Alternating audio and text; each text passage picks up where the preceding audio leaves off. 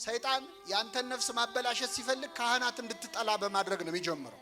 እኔ እንደው ለአይምሮ የሚከብድ አንድ ታሪክ ልነግራችሁ ነው። አንድ ሰው በጣም ባለጸጋ ነው፣ ብዙ ሀብት አለው እና ይህ ሰው ንስሐ አባት ይሁኑኝ ይልና ወደ አንድ አባት ይሄዳል። እኛ አባት ጋር ይሄድና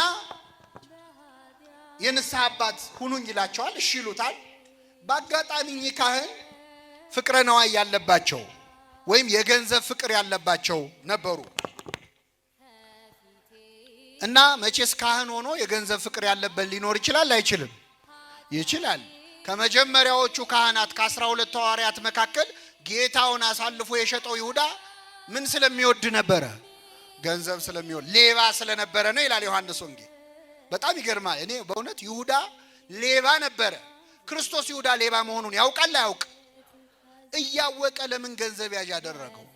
ክርስቶስ ለምንድን ነው ሌባ እንደሆነ እያወቀ ይሁዳን ገንዘብ ያዥ ያደረገው? ለምንድን ነው? ቤተ ክርስቲያን ሙዳየ ምጽዋቷን የሚዘርፉ ሰዎች ሁሌ እንደሚያሰቃዩት እንድናውቅ ነው። ክርስቶስ እያለም ሌባ ነበረ፣ አሁንም ሌባ አለ የለም? እስከ ምጽአት ድረስ ሌባ ይኖራል አይኖርም? እኔም እያለው ሌባ ነበረ እንዳደነግጡ ለማለት ነው። ሌባየን ብላችሁ እንዳትበረግጉ ነው። እና እኚህ ካህን በጣም ፍቅር ነው ያጠቃቸው ነበር። ባለጸጋ ሰው መጥቶ ንስሐ አባት ሁኑኝ ሲላቸው ደስ አላቸው። እሺ አሉ። የንስሐ አባት ሆኑት። ከሆኑ በኋላ ይገርማቸዋል። ሳምንት አልቆዩም። መጡና ፈልጋለሁ አሉት። ይህም ባለጸጋ ሰው ምን ነው ምን ፈለጉ አላቸው። እንደምታውቀው አሉት የእርሻ መሬት አለኝ፣ እኔ ካህን ነኝ፣ ቀድሳለሁ፣ ደክሞኝ ነው የምወጣው ከቤተ ክርስቲያን። ከዛ በኋላ ለማረስ ጉልበት የለኝም። አንተ ባለጸጋ ነህ፣ ብዙ የእርሻ መሬት አለ፣ ብዙ ገበሬዎች አሉ እና ካሉ ገበሬዎች መካከል አንዱን እዘዝልኝና የኔን መሬት ይረስልኝ አሉ። ምን ችግር አለ አለ።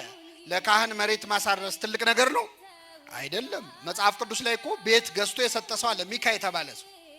መጽሐፈ መሳፍንት ላይ ለካህን ምንም ይደረጋል፣ ችግር የለውም አለ። ገበሬ መደበላቸው፣ ጥሩ ብርቱ መሬት። ይህ ገበሬ እሱን መሬት ሲያርስ ደህና ገበሬ ስለነበር ደህና አድርጎ ሲቆፍር የሆነ የተቀበረ ነገር አገኘ። ከዛ ከፍቶ ሲያየው በድስት ሙሉ ወርቅ ነው የተቀበረው። በጣም ደነገጠ። ከዛ ወርቁን ወዲያውኑ ቀበረውና ባለጸጋው ጋር አለቃው ጋር ሄዶ እረ የንስሐ አባት መሬት ላይ እኮ የተቀበረ ወርቅ አገኘዋል። ባለጸጋው ምን አለ? ምን አረከው አለው። ቀበርኩት አለ። ጥሩ አድርገሃል። በልሂድና ለኔ እንደነገርከኝ አትንገራቸው፣ ለካህኑ ሄደ ወርቅ አግኝቻለሁ በላቸው በእርሶ መሬት ላይ። እርሳቸው መሬት ላይ ነው የተገኘው፣ ወርቁ የሚገባው ለሳቸው ነው አለ። ይህ ታማኝ ገበሬ እሺ ብሎ ወደ ካህኑ ሄደና እርሶ መሬት ላይ እኮ ወርቅ አገኘው አላቸው። ክው ብለው ደነገጡ፣ ደስ አላቸው። አላወቁም እዛ ወርቅ እንዳለ። የታረከው ታዲያ አሉት። እዚያው ቀብሬዋለሁ አለ። በጣም ጥሩ፣ ማታ እንገናኝና ወርቁን ታሳየኛለህ፣ ግማሹን ላንተ አካፍልሃለሁ አሉት። ከኔ ጋር ናችሁ ምእመናን? እሺ አለ። የገበሬ ሄደ። አሁን እስኪመሽ ድረስ እኚህ ካህን ቁጭ ብለው ሲያስቡ ምን ያህሉን አካፍልሃለሁ ነው ያሉት? ምን ነክቶኝ ነው ግን አሉ። እንደሆነ እኮ ዝም ብሎ ያፈ ያርፍም አሉ። በእኔ መሬት ላይ የተገኘ ወርቅ አሁን ግማሹን ለሱ እንደ ሩቡን እንኳን ብለው ምን አለ እንዲህ ያሉ ሲከነከኑ ሰይጣን በልባቸው ገባ። በቃ ይህን ሰውዬ ገለዋለሁ ብለው ወሰኑ። ከዛ ሄደ መጣ። በሰዓቱ ቦታው ላይ ወሰዳቸው። ወርቁን አውጥቶ ሲሰጣቸው ሳያስበው ከጀርባው መተው ገደሉት። ከዛ ግራ ቀኝ አይተው ማንም የለም ብለው ልክ ሙሴ እንዳደረገው ወስደው ወራጅ ወንዝ ላይ ጎርፍ ላይ ጣሉት። ከዛ ወደ ቤታቸው ገቡ። የወርቁን መገኘት ማንም ሰው አልሰማም ብለው ነው። የሰማ ሰው አለ የለም? ማን ነው የሰማው? ባለጸጋው ሰውዬ ቢጠብቅ ያ ገበሬ አይመጣም። ከዛ በማግስቱ ጠዋት ሄዶ እዛ እርሻ ቦታ ላይ ሲፈልገው የደም ምልክት አየ። በጣም አዘነ። ይህ ሰው ይህንን ገበሬ ገለውታል ማለት ነው አለ። እሳቸውን እግዚአብሔር ይፍረድባቸው። እኔ ግን አለ ከዛሬ ጀምሮ ቤተ ክርስቲያንም አልሄድ፣ መስቀልም አልሳለም፣ ስጋው ደሙ ምንም አልቀበልም አለ። እንደዚህ አይነት ንግግር ሰምታችሁ አታውቁም? ታውቃላችሁ አታውቁም? እኔ እንደው ሞታለሁ እንጂ የአባ ገሌን መስቀል አልሳለም የሚሉ ሰዎች። መስቀሉ የማን ነው? የክርስቶስ ነው። የክርስቶስ መስቀል አይደለም ኃጢአተኛ ካህን ዲያብሎስ ቢይዘው ራሱ ይረክሳል። ችሎ አይዘውም እንጂ አይረክስም። እና የሰውዬ ከቤተ ክርስቲያን ቀረ ካህኑ እንዲያረገ ብሎ።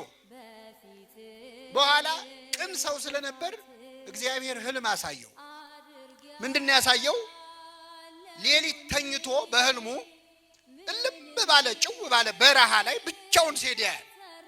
አሸዋ ነው፣ ከላይ ፀሐይ ይመታዋል፣ ከታች አሸዋው ግሏል፣ እግሩን ያቃጥለዋል፣ ባዶ እግሩን ነው። ውሃ ጥም ጉሮሮውን ያሰቃየዋል፣ ደርቋል ጉሮሮ። እና እየተሰቃየ ያለ የፏፏቴ ድምጽ ሰማ። ኮለል ብሎ የሚፈስ ውሃ ሰማ። አስቡት ጠምቷችሁ የውሃ ድምጽ ስትሰሙ። ስለዚህ የውሃውን ድምጽ ተከትሎ ሲሄድ እውነትም ንጹህ ውሃ ኮለል ብሎ እየፈሰሰ ነው። እጁን ሰዶ ሊጠጣ ሲል ግን ውሃው ራቀው፣ አይደርስበት። ሞከረ፣ ተሳበ፣ አልቻለም።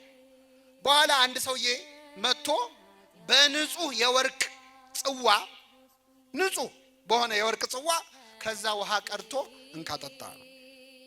ውሃው ንጹህ ነው፣ ጽዋውም የወርቅ ነው፣ ንጹህ ነው። ሰውየው ግን ከራስ ጸጉሩ እስከ እግር ጥፍሩ ቁስለኛ ነው። እጁም የቆሳሰለ ነው፣ የሚያስፈራ ቁስል አለበት። ግን ውሃው ንጹህ ነው። የሰውየውን ቁስል አየ፣ ተጸየፈ። ግን ውሃው ጠምቶታል። አይ ሰውየው ቢቆስልም ውሃው ንጹህ ነው፣ ምን ቸገረኝ ብሎ ያንን ጽዋ ሊጠጣ አፉን ሲከፍት ከእንቅልፉ ነቃ። ያ ንጹህ ውሃ የተባለ የህይወት ውሃ እኔ ነኝ ያለ የክርስቶስ ሥጋና ደም ነው። የቆሰለው ሰውዬ ኃጢአተኛው ካህን ነው። በኃጢአት ምክንያት የቆሰለ ኃጢአት ያቆሰለችው የክርስቶስ ሥጋና ደም ግን ንጹህ ነው። በእኛ በኃጢአተኞቹ እጅ ብትቀበሉት የኛ ኃጢአት የክርስቶስን ሥጋና ደም ንጽህና ሊያሳድፈው ይችላል? አይችልም። ይህ ሰውዬ የትምህርት ሆኖት ከዛ በኋላ ወደ ቤተ ክርስቲያን ተመለሰ። ሁላችንን ይመልሰን።